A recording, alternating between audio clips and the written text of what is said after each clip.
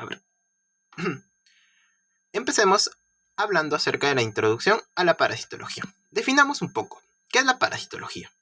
La parasitología va a ser aquella rama biológica o disciplina también encargada del estudio de los parásitos. Pero entonces nosotros tenemos que hacernos la gran pregunta, ¿qué es un parásito? Un parásito es un organismo que ha establecido una relación biológica con otro ser vivo. ¿Qué relación nos hablamos? Una del tipo simbiótica, específicamente el parasitismo, ¿no? En el cual tanto uno va a vivir a expensas del otro. Entonces, la parasitología en sí, o parásitos mejor dicho, se les va a denominar tanto a bacterias, que más virus, hongos, protozoos, artrópodos y helmintos. Pero clásicamente la parasitología solo va a estudiar aquellos organismos eucariotas. Pero acá también estamos dejando de lado lo que son los hongos. ¿Por qué? Porque los hongos, a pesar de ser eucariotas, estos van a tener su propia rama biológica, una propia rama biológica que va a ser la micología, debido a que pues son una organización un poco diferente, ¿no? Ahora sí, ¿qué organismos eucariotas nos vamos a encargar de estudiar? Pues son los protozoos y los metazoos, ¿no? ¿Qué son protozoos o metazoos? Pues los protozoos van a ser parásitos unicelulares, mientras que los metazoos son parásitos pluricelulares, es decir, están conformados por más de una célula. ¿Y qué metazoos vamos a estudiar? Pues van a ser los helmintos y los artrópodos, ¿no? Ahora, algo que tenemos que tener en claro, con diferencias a estos organismos unicelulares y pluricelulares, es el concepto de infección versus el concepto de infestación.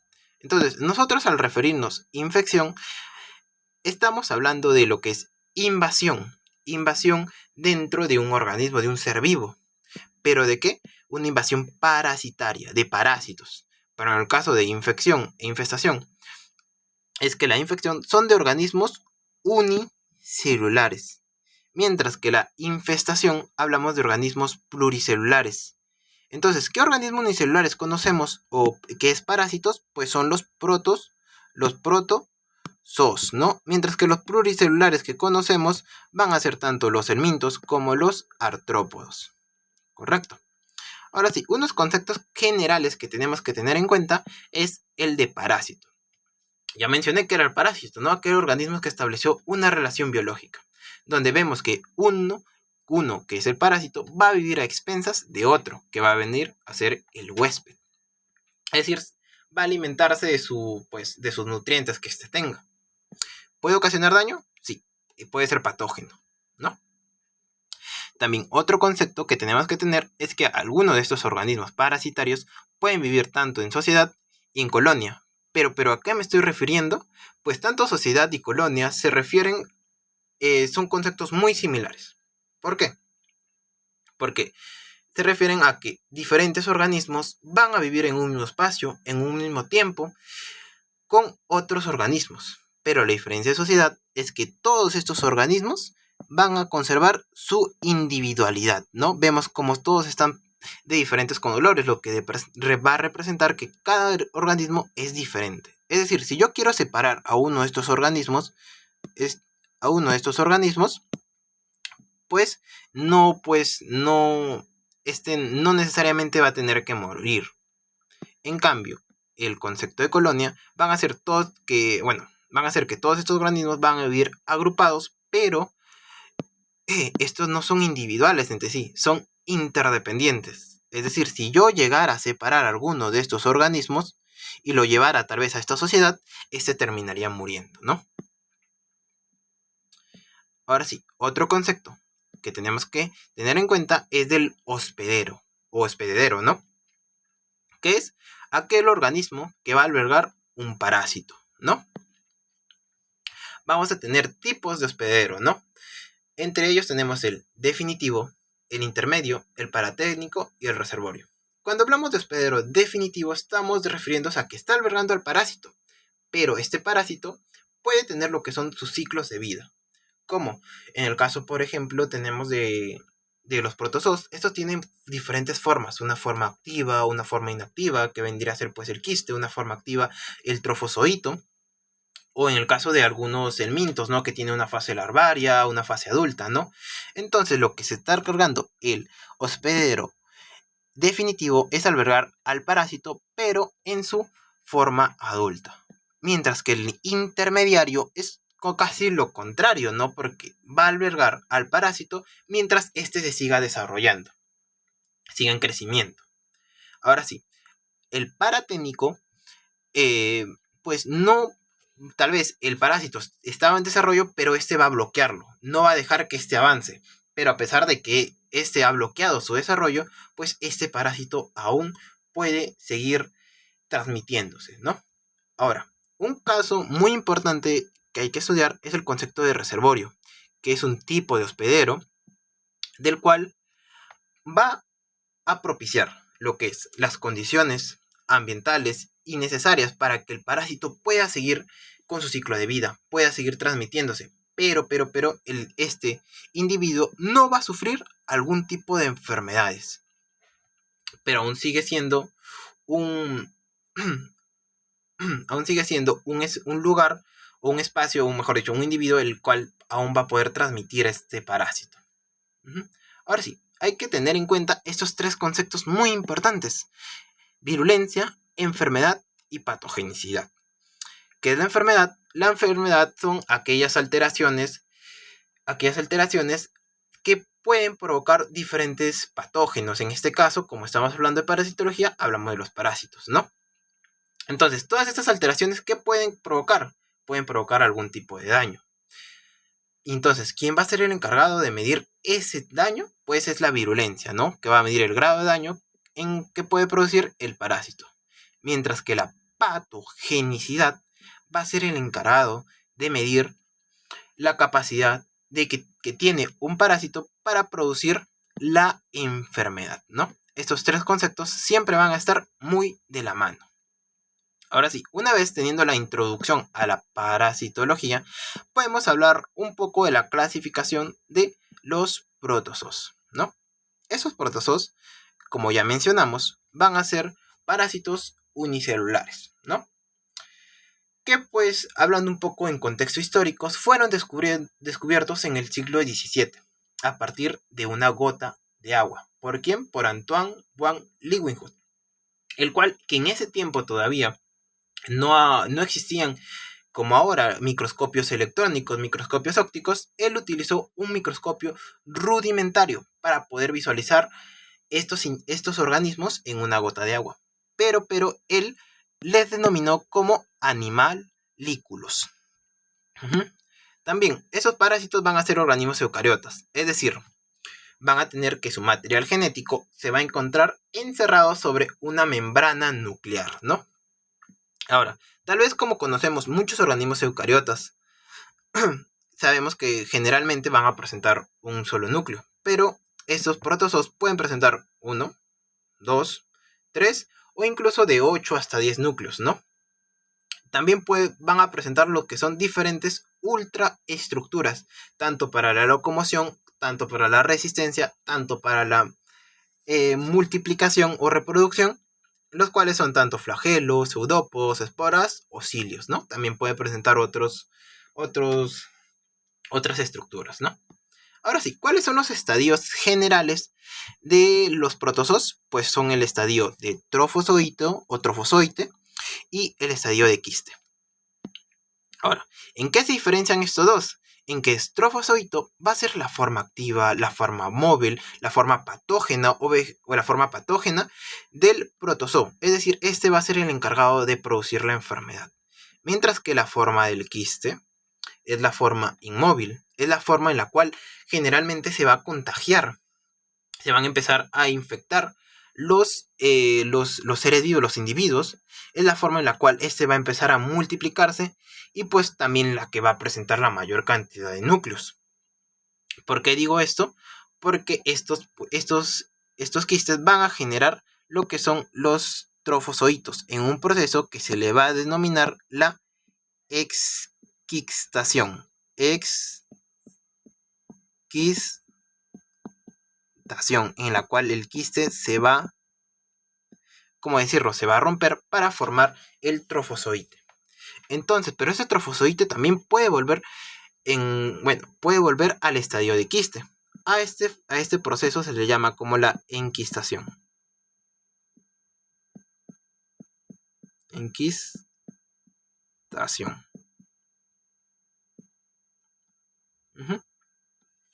Ahora sí, ¿acaso todos los protozoos van a tener estos dos estadios? No.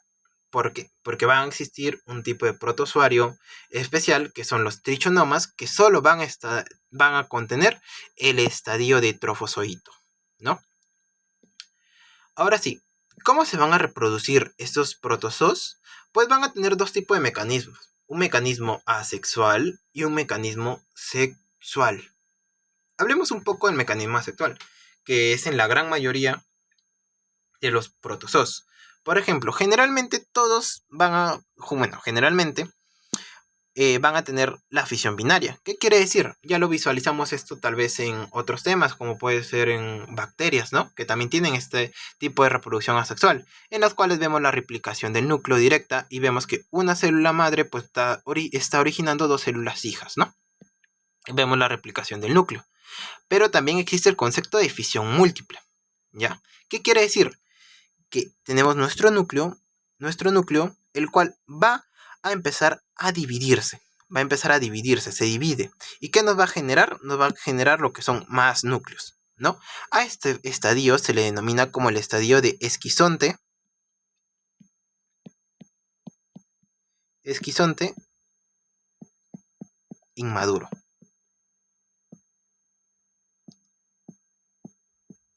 Maduro. Pero entonces, ¿qué va a pasar ahora? Pues ahora el citoplasma que encontramos en esta célula, pues va a empezar a agarrarse cada uno de estos núcleos. ¿Y cómo se llama esta fase? Se llama la merogonia. Entonces, una vez que se han formado los merogonios, que son todas estas células que aún a pesar se encuentran unidas dentro de la célula madre, se le llama ya esquizonte maduro, ¿no? Ya es un esquizonte maduro. Y recién se va a empezar a dividir para generarnos las células hijas. Ahora, esta fisión múltiple es muy común en algunos protozoos, como puede ser los apicomplexos. Los apicomplexos, específicamente los coccidios, ¿no? Y por último tenemos el otro tipo de reproducción asexual, que es la endodiogenia. ¿Qué se refiere esto, endodiogenia? Endo es internamente, es decir, a partir de una célula madre va a generar lo que es un brote interno. ¿Y qué va a pasar? De este brote interno se va a originar dos células hijas. Tal vez puede parecer muy similar a la fisión binaria, pero la diferencia es que en este caso la célula madre va a desaparecer por completo para generarnos estas dos células hijas. Ahora, ¿en quién es común este tipo de reproducción? Pues es en el toxoplasma, en los toxoplasmas y Sarcocistis.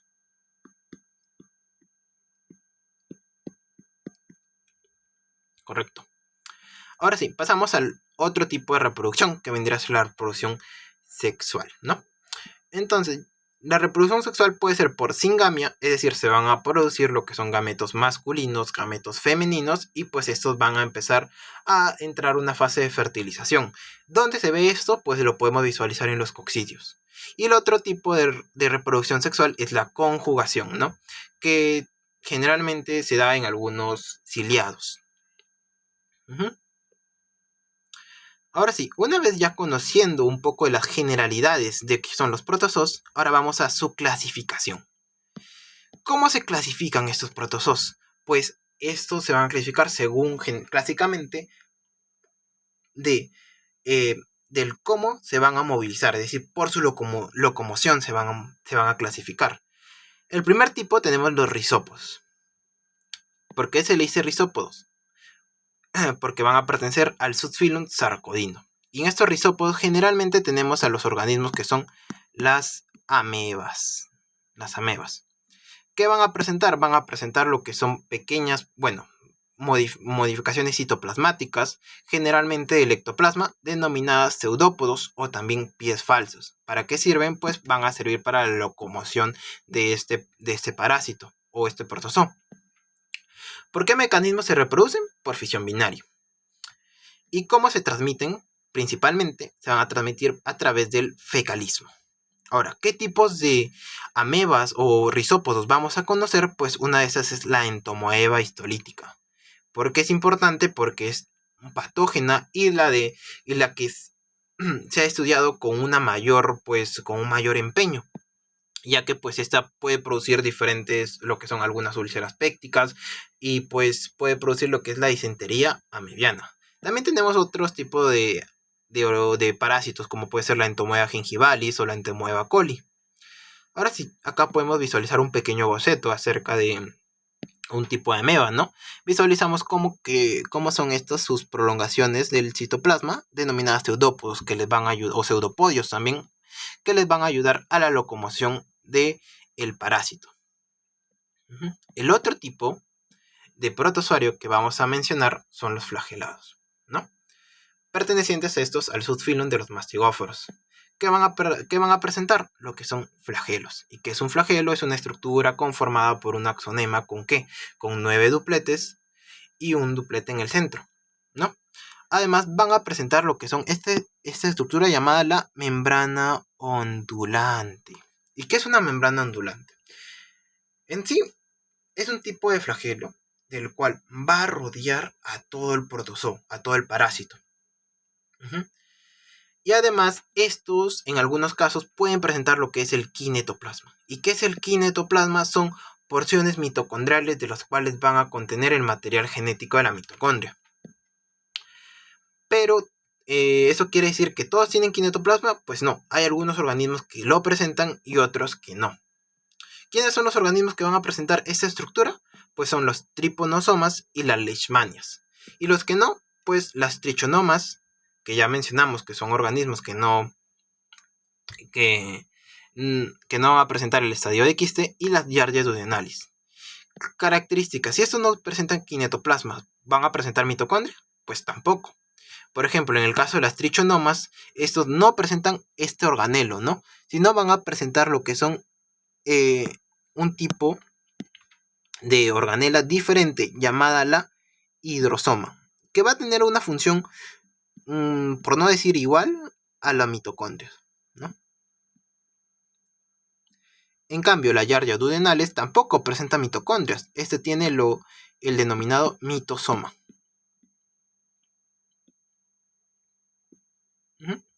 Ahora sí, los que tienen kinetoplasma pues van a tener un desarrollo muy similar. Es decir, van a tener una forma usada, van a tener también una membrana ondulante y pues van a tener diferentes estadios, ¿no? Por ejemplo, este verdecito va a ser el kinetoplasma, el cual va a ir desarrollándose generalmente y pues nos va a dar al final lo que es un amastigoto, ¿no? Un amastigoto. Es decir, al final pierde su forma ausada y nos brinda una forma redondeada ovalada.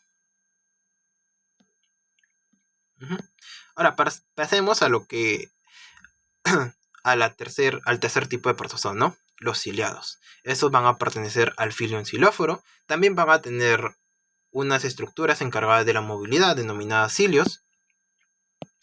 Y además estos van a presentar dos núcleos, tanto un macronúcleo y un micronúcleo, de los cuales el que es más relevante es el micronúcleo, debido a que este va a presentar el patrimonio genético, ¿no? Y estos pues se van a llegar a reproducir de dos formas, tanto por conjugación, que es un tipo de reproducción sexual, y por fisión binaria, que es un tipo de reproducción asexual. También pueden encontrarse diferentes estructuras, como cuáles: el citostoma, que va a ser una especie de boca; el citopigio, que es una especie de ano, ¿no? Y pues acá visualizamos lo que es este tipo de ciliado, ¿no? Vemos que en este caso son los cilios. Vemos el citopigio, que va a vendría a ser su ano; el citostoma, que es su boca; y el macro y el micronúcleo, ¿no? de los cuales el que almacena el patrimonio genético va a ser el micronúcleo. Ahora sí, pasemos a la última clasificación, los apicomplexos. Tradicionalmente se le mencionaba a estos apicomplexos como los esporozoarios, ¿no? Pertenecientes a sus filos esporozoarios, pero se ha demostrado de que en sí estos van a presentar lo que es un complejo apical. ¿Por qué se le dice complejo apical? Porque estos son un conjunto de organelas y estructuras que se van a encontrar generalmente en la mayoría de esos, bueno, en estos organismos. ¿Y en qué consiste este complejo apical? Pues vamos a encontrar un conoide, un rotries,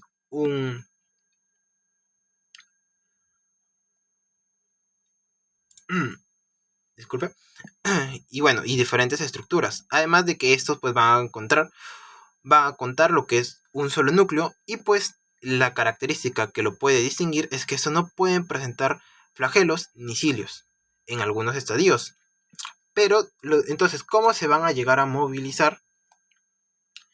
Pues estos van a contener lo que son, mejor dicho, a través de deslizamiento o ondulaciones del cuerpo celular, ¿no? Ahora sí, ¿qué vamos a encontrar en estos casos? Pues encontramos a los que son los coccidios, que son son los más estudiados porque son parásitos intracelulares, los cuales van a encontrarse con un ciclo de reproducción sexual y un tipo asexual. Empecemos. La sexuada, pues generalmente es en la fase de esporogonia, ahí está el esporocito, que va a generar un quiste. Este quiste va a entrar a un tipo de reproducción asexuada llamada la fisión múltiple, ¿no? Entrando en este estadio, pasando recién a formar la fase de gametogonia, en la cual se van a ir formando aquellos gametos para recién entrar a la fase de fertilización o llamada la fase de gamogonia. ¿Qué tipo de ejemplos podemos encontrar de estos tipos de parásitos? Pues son las isosporas, bella, la Toxoplasma gondii y el Plasmodium. El otro tipo son las babesias, ¿no? Generalmente son protozoarios que se van a encontrar en las garrapatas, en los tipos de garrapatas. Y por último tenemos a los microsporodios, que son parásitos intracelulares obligados. Y bueno, eso vendría a ser una pequeña introducción al curso de parasitología, ¿no? Y una clasificación de los protozoos. Eso sería por mi parte y muchas gracias.